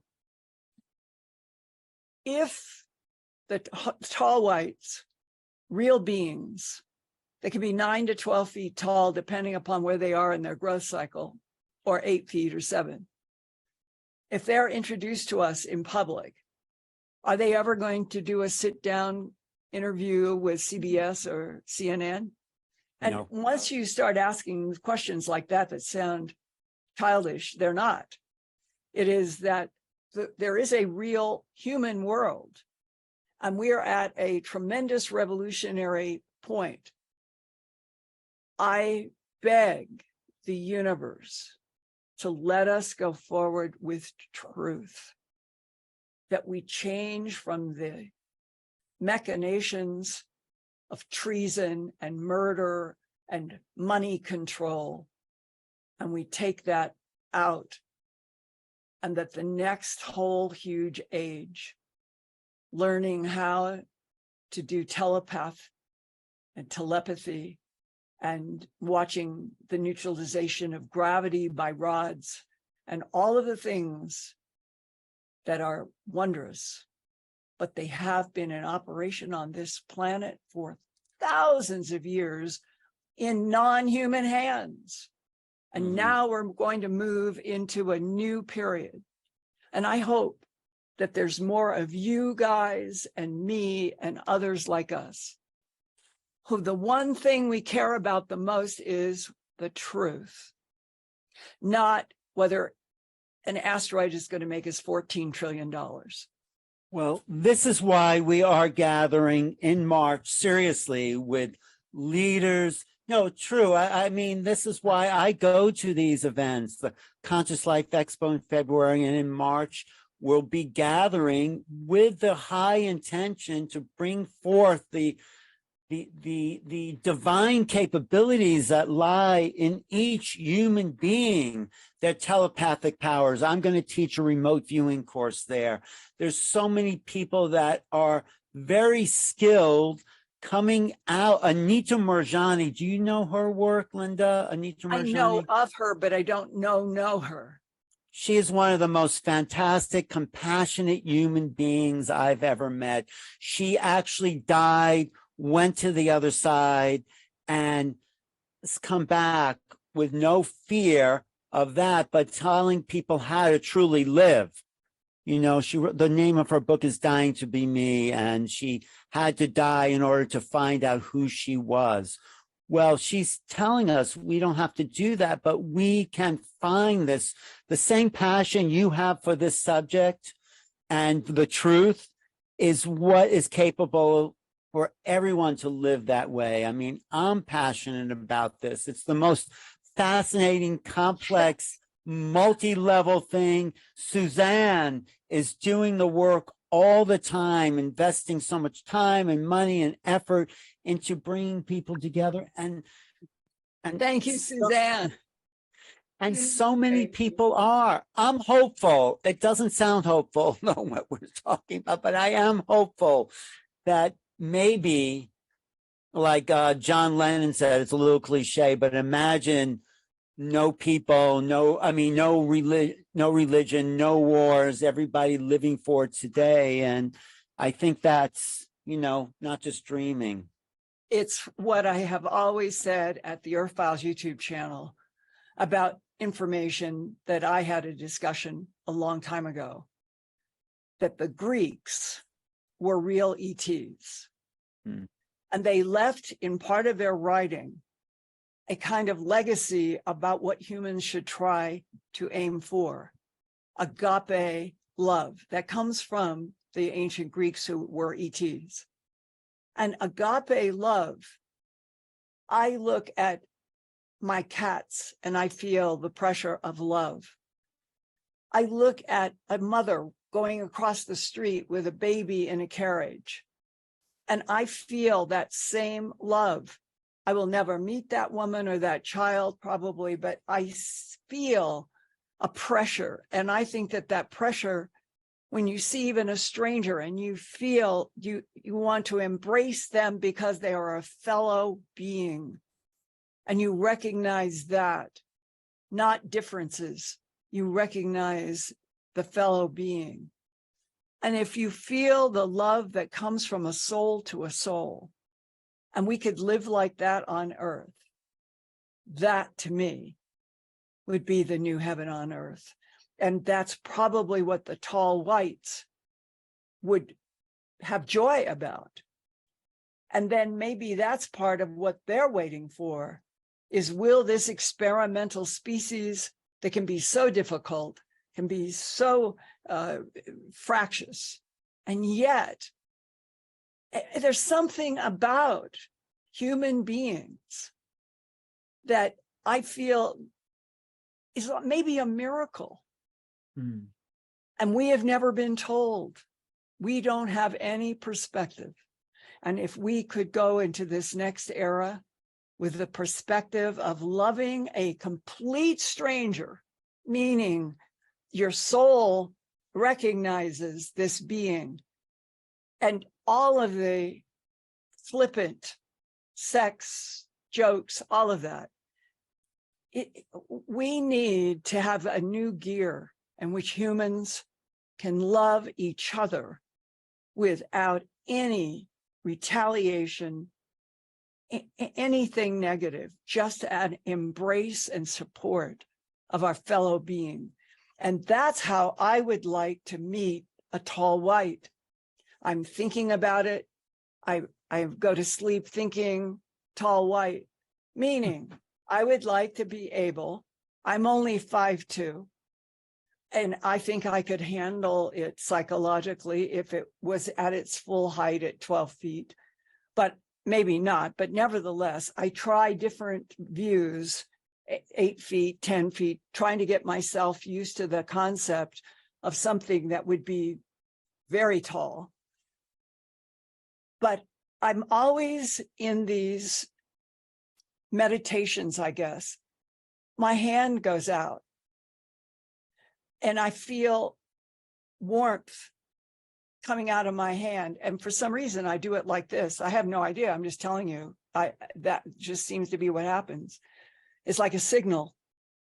And then I have periodically felt in whatever the dream states are, because I would love to have the experience of knowing what it would be like to try to telepathically communicate with a tall white. And every once in a while, I get something back. It's like my hands, like that something's teaching me. Use your hands. Begin to concentrate on the fact that you can feel energy coming in and out of your hands. And to be able to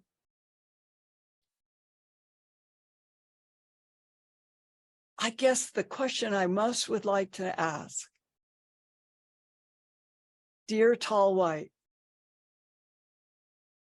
is this universe really a hologram projected from another dimension? Because that opens up all of the biggest questions that I have. The physics keeps moving toward this is a holographic universe. A holographic universe has to be projected from another dimension outside. How big? How many layers of intelligence does this go? And if we are being projected, the tall whites are part of the projection. Everything is part of the projection. Where is the mind or minds that would project would be able to project this universe.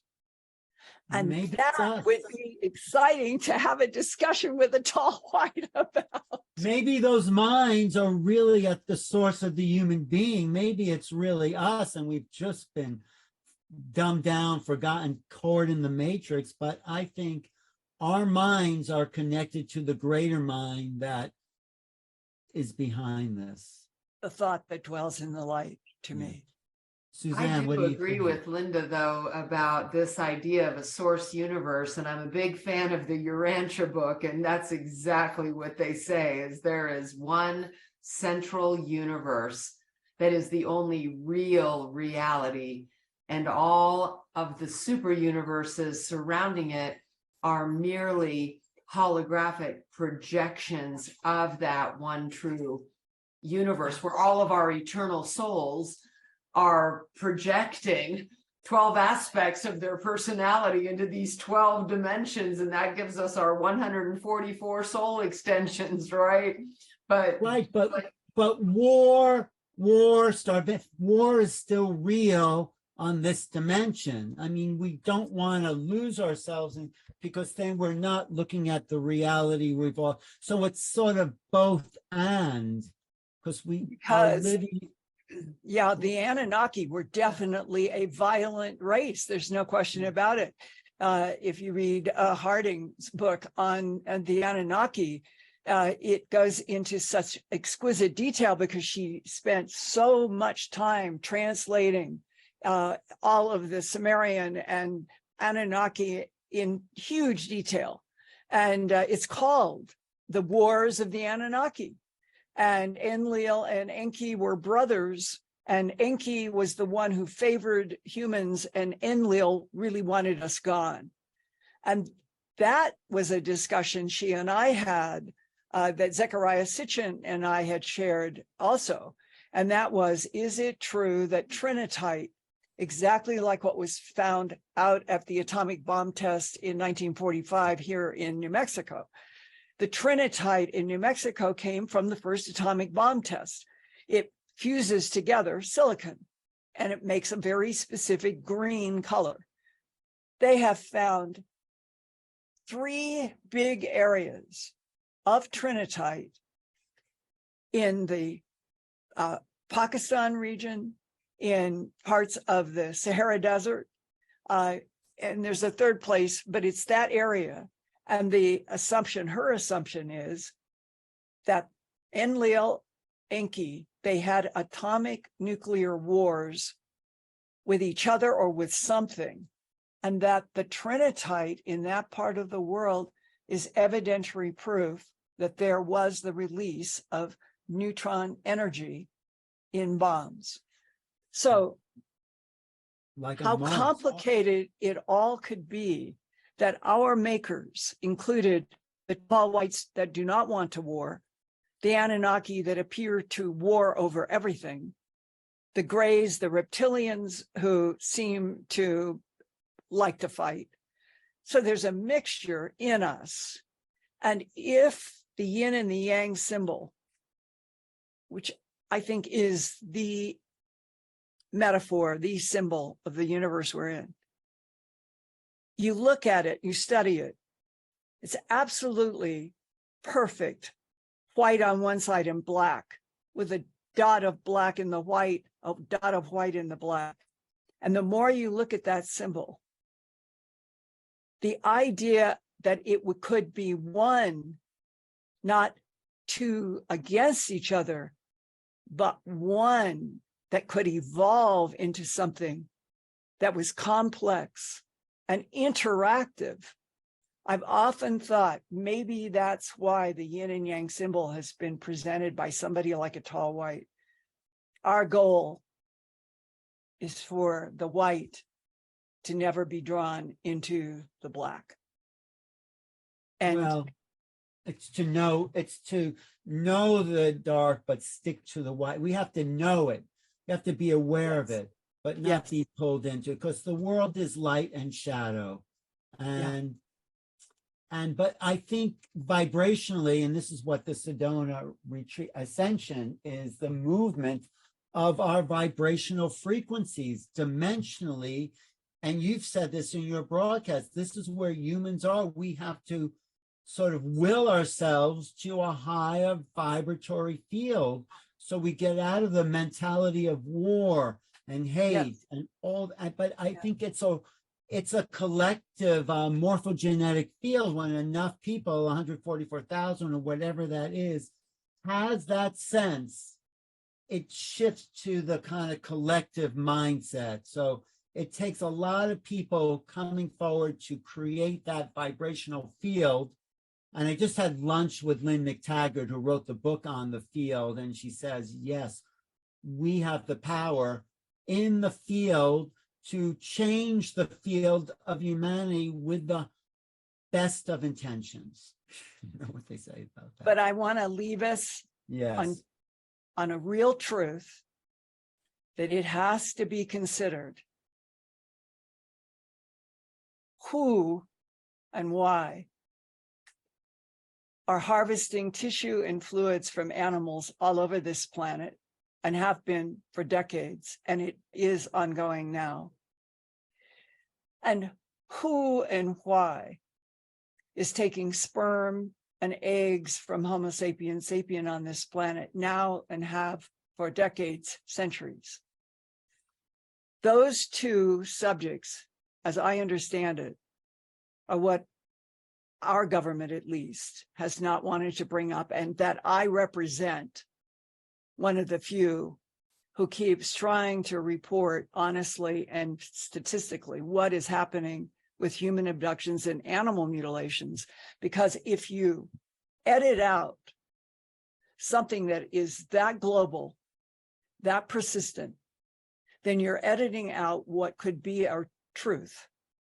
Yeah. That the genetic material of Earth now is very important to the survival of something else out there. And what is that? What is it that they are harvesting? The harvest has been going on for a very long time. And those are the kinds of answers that I think that our government should give us without any political machinations.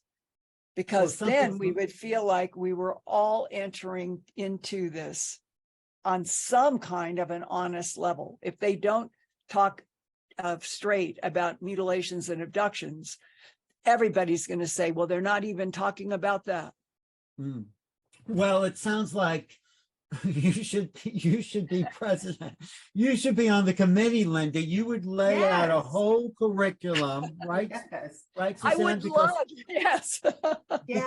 Serious investigative journalist with facts over 40 years.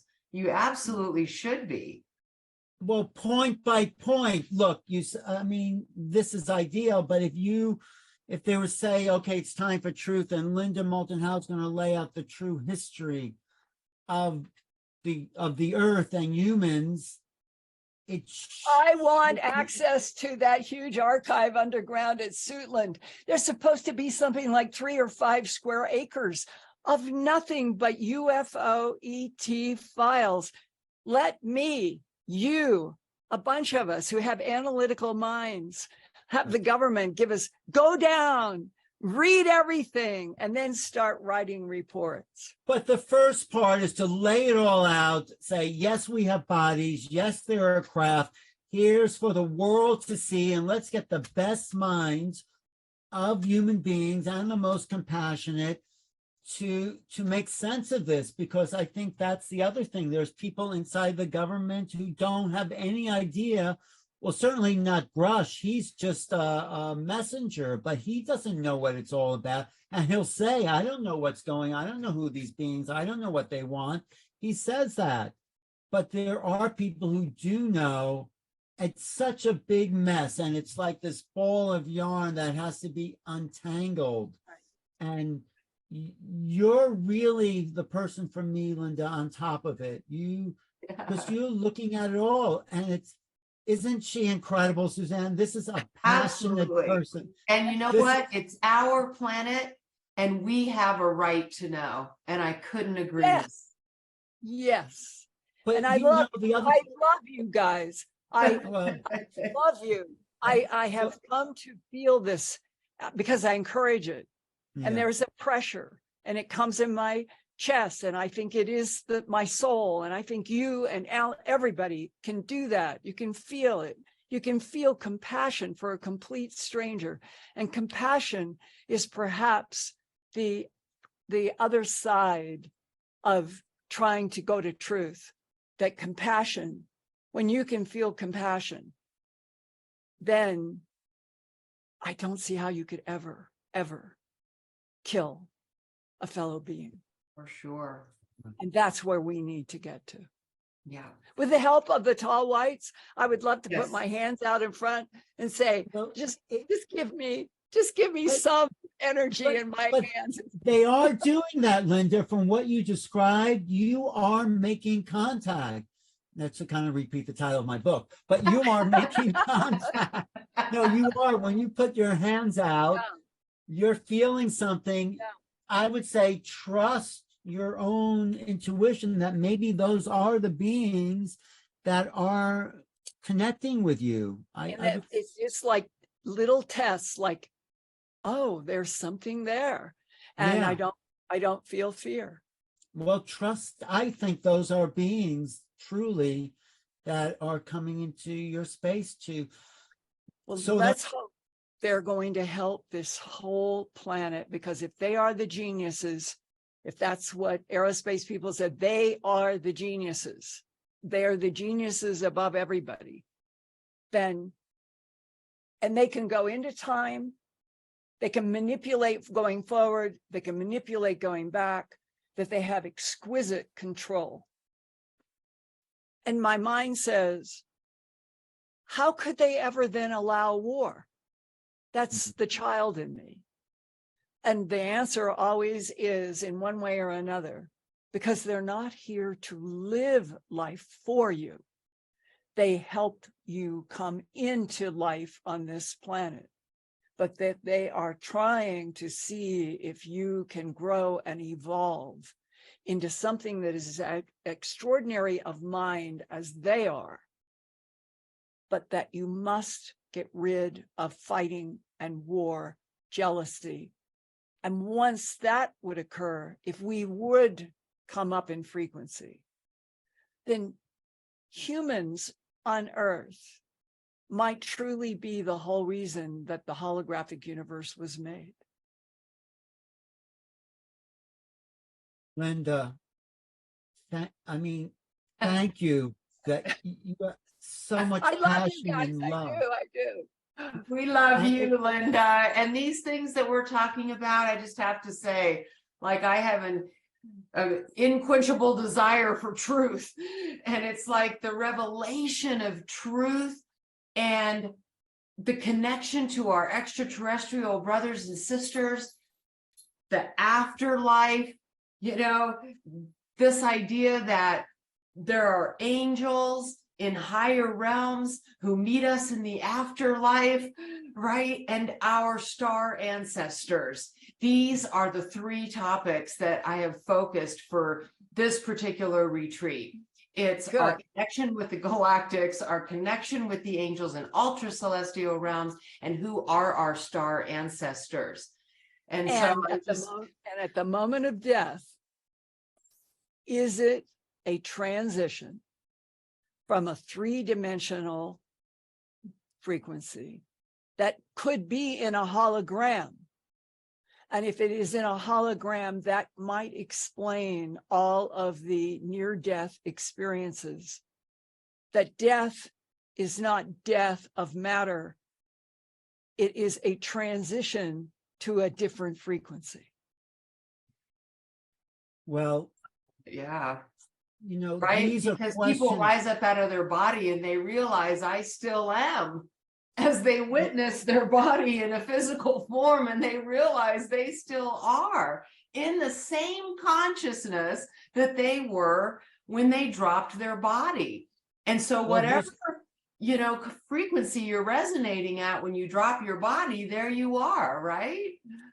Well, there's going to be people at this conference that have had those experiences. Yeah. That would Yes. be wonderful to hear.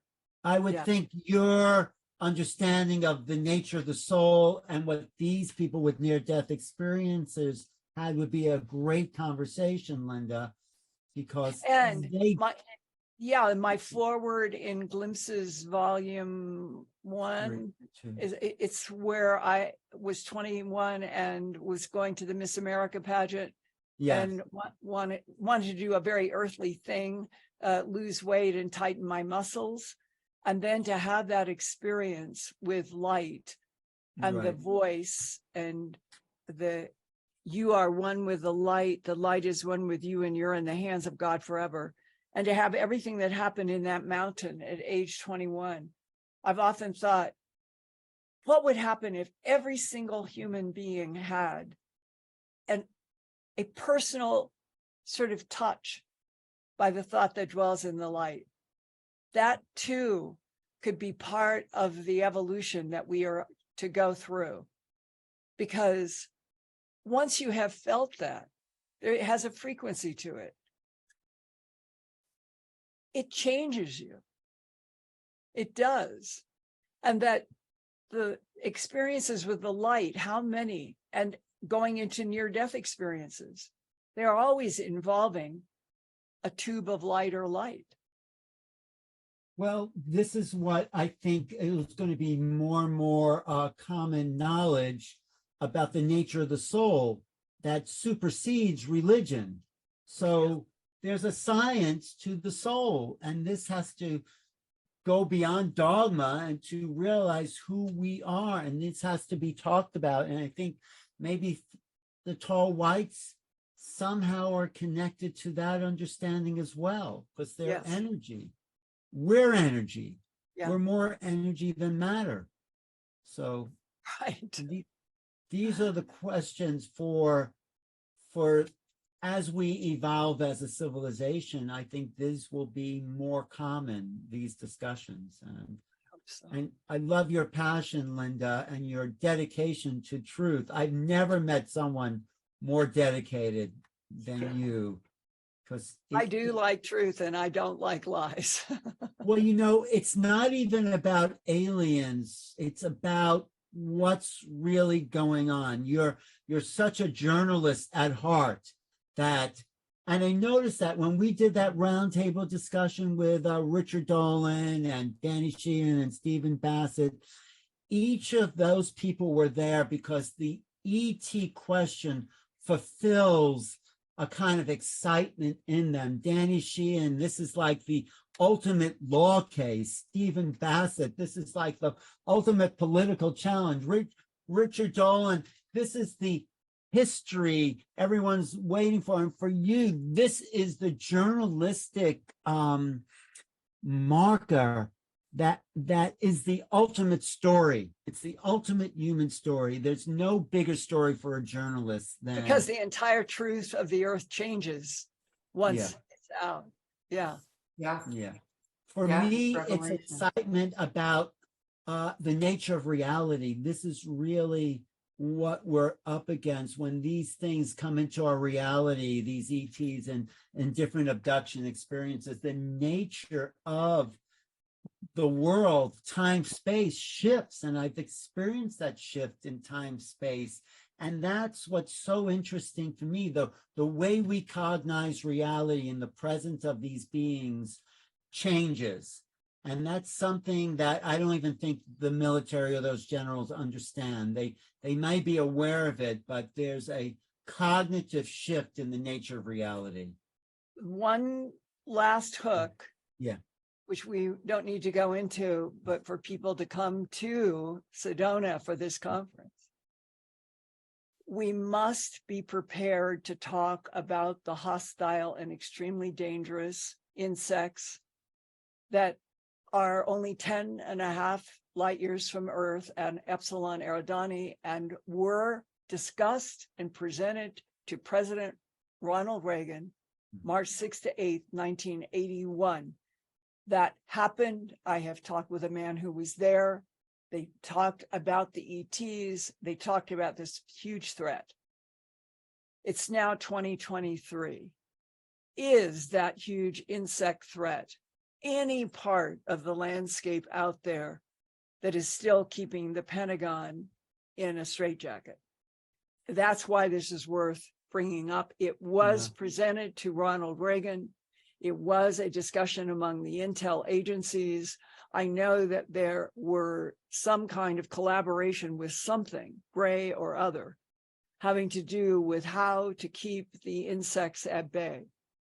And so that's another facet that we all can talk about in Sedona, Right. not for fear. I don't feel any fear. It's that we have to know what the truth is about everything out there that the ETs have told our government. The government should not be a lone purveyor and encloser of all facts about other life forms. And if Sedona and all other places where we can talk honestly can help at least have pressure politically on representatives, we can't continue once the headline is out with more policies of lies and denial. We need to have a reporting channel just exactly the way they report the weather. Well, that's what I love about tonight's program, Linda. You've really laid out a really complex, intricate understanding of the phenomena.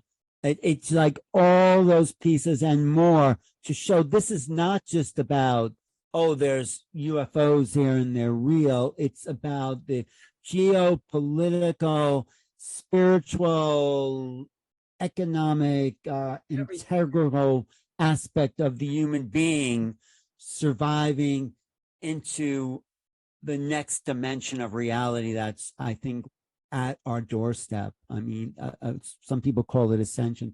I just say it's a shift in vibrational fields. And that's why I think the density is trying harder to keep us at this other level, because it's inevitable that we are moving vibrationally into this other place. And so the forces that don't want that to happen are taking. Yes.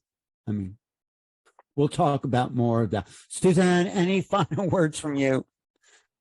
Well, one of the reasons that I feel compelled to bring together hundreds of people in one location is because of what Lynn McTaggart revealed in the field, that if we all come together with a powerful intention to make a positive difference for humanity, in love with humanity, in love with all the benevolent races out in the cosmos, and that love can be poured into the ley lines of Mother Earth, and it can reach everyone on planet Earth.